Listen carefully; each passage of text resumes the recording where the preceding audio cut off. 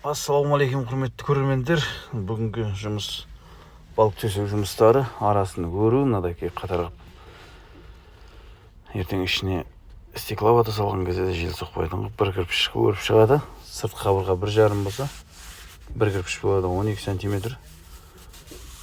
Арасын толтырып кету керек. Жылулықпенен жаңа эковатамен. Одан кейін не бар төсейтін? Стекловата, эковата, пена дейді. Пено-бетон құйғандар бар ма екен? Пено-бетон қалай болады екен? Жылылығы жақсы бола ма екен қыстың күні? Біз өзіміз эковата құйған ба деп ойланып отырмыз.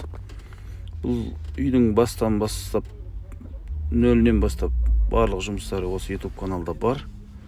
Кіріп көрсеңіздер болады. Мына жерге сырттан кіре берсе есіктер. Барлық түсіндірме жұмыстар жүрді. Мына жерде балкілер 40-45 сантиметрдің арасында аралықта жатыр. Солай салынды. Полный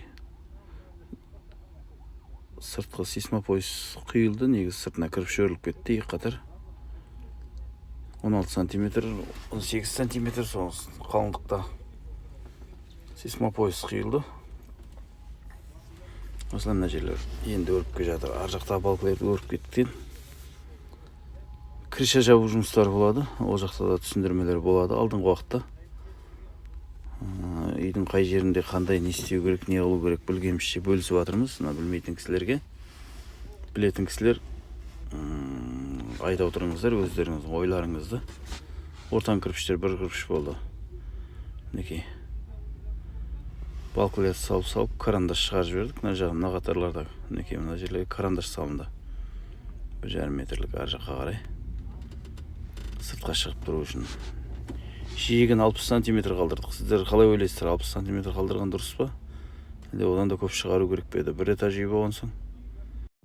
Алдағы уақытта крышасын бәрін көрсететін боламын. Отоплениясын, тоғын, штукатуркасын жүргізу керек. Әлі бұл үйдің енді бастамасы ғой.